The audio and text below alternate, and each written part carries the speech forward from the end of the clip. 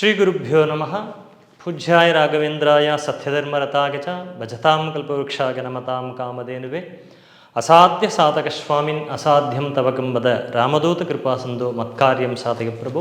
இன்னைக்கு நம்ம என்ன விஷயத்தை பார்க்க போகிறோம்னா, 3 வருடத்திற்கு ஒரு முறை வரக்கூடிய அதிக மாதம் அப்படிங்கிற ஒரு மாதம் இந்த நம்ம பராபவ வருடத்தில் மே மாதத்தில் வரப்போகுது.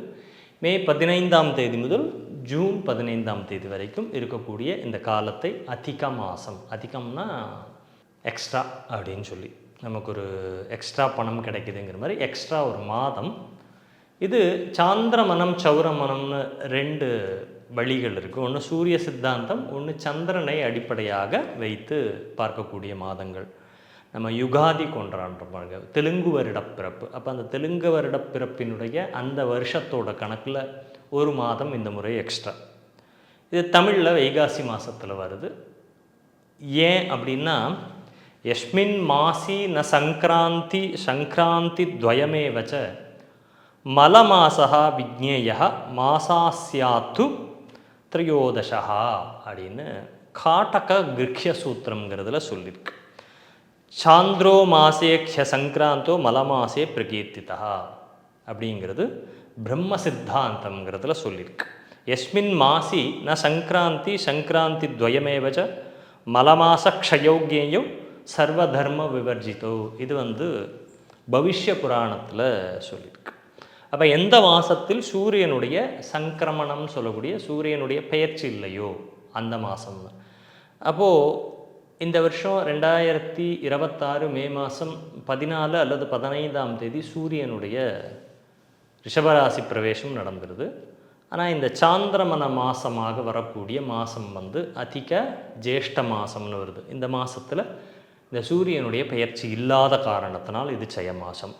2வது, ஒரே மாதத்தில் 2 அமாவாசைகள் வருவது. இப்போ வைகாசியில் பார்த்திங்கன்னா 2 அமாவாசை வருது. வைகாசி பிறந்தோன்னு ஒரு அமாவாசை வருது, வைகாசி முடிகிறதுக்கு முன்னாடி ஒரு அமாவாசை வருது. அப்போ 2 அமாவாசைகள் வருவது ஒரே மாதத்தில்.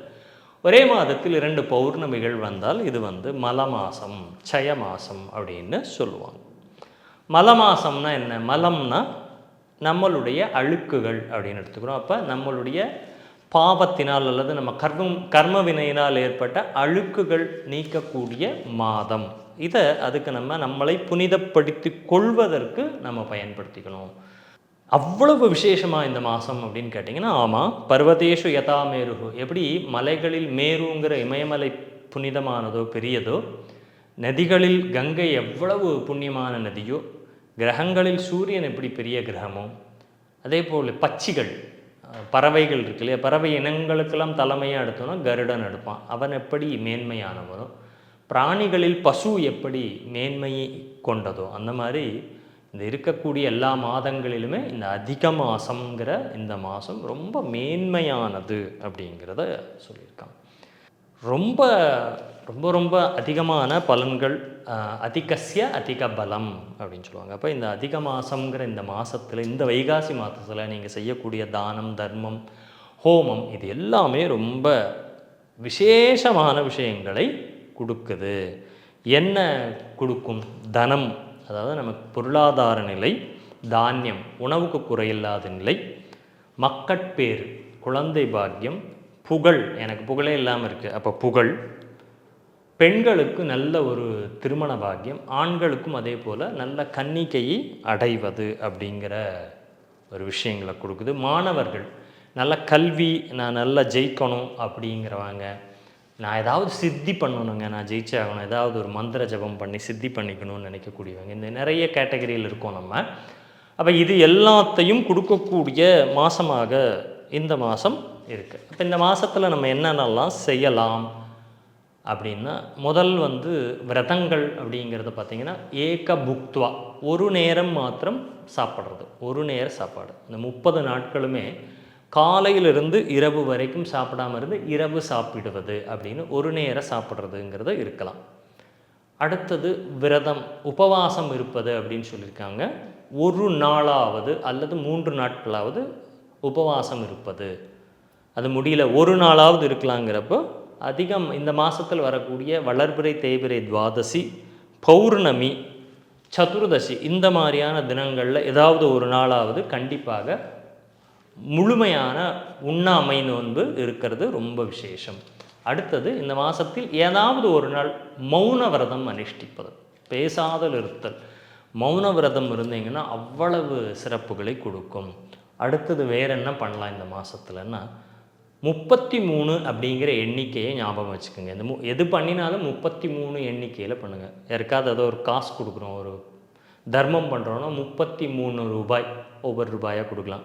நம்ம சக்தி, நமக்கு எவ்வளவு சக்தி இருக்கோ, ஸ்நானம் தனம் ஜபோ ஹோமஹா, இதெல்லாம் நமக்கு எவ்வளவு சக்தி இருக்கோ அத்தனை சக்திக்கு உட்பட்டு நம்ம தானங்களை கொடுக்கணும். இந்த 33ங்கிற கணக்கு ரொம்ப முக்கியம்.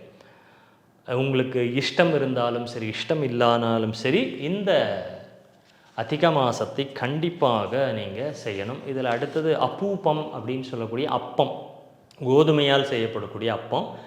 இதை நெய்யில் பொரிச்செடுத்து ஒரு வெண்கல பாத்திரத்தில் வச்சு ஒரு தட்டு அது மேலே மூடி அதுக்கு ஒரு 33 ரூபாய், அது அல்லது 33ங்கிற கணக்கு வர மாதிரியாக நீங்கள் ஒரு வெத்தலை பாக்கு வச்சு, வெத்தலை பாக்கும் பார்த்திங்கன்னா 33 வெத்தலை, 33 பாக்கு, 33 தட்சிணை, இதை வச்சு யாராவது ஒருவருக்கு தானமாக கொடுங்க. விளக்கு ஏற்றுவது அப்படின்னு ஒன்று இருக்குது. டெய்லி 33 விளக்கு ஏற்றினீங்கன்னா இந்த 30 நாளில் சுமார் நீங்கள் ஒரு 1000 விளக்குகளை ஏற்றிய பலன் கிடைக்கும் அப்படிங்கிறத இங்கே சொல்கிறாங்க. இந்த அதிக மாத மகாத்மியங்கிறதெல்லாம் சொல்கிறாங்க. அவ்வளவு ஒரு விசேஷமான, இதை அலட்சியப்படுத்தி இதை விட்டுடாதீங்க இந்த வாய்ப்பை அப்படிங்கிறது தான். ஏன்னா உங்களுக்கு ஒரு நல்ல ஒரு வாய்ப்பு கொடுத்துருக்கு, இந்த வாய்ப்பை சிறப்பாக பயன்படுத்திக்கணும் அப்படின்னு. ஏன்னா இதில் நிறைய கதைகள் இதில் சொல்லியிருக்காங்க. தாப்பசி அப்படிங்கிறவங்களுடைய ஒரு கதை. இந்த ஸ்நானம் பண்ண முடியல, எனக்கு விரதங்களெல்லாம் பண்ண முடியல, என்ன பண்ணலான்னு ஒரு கேள்வி வரும்.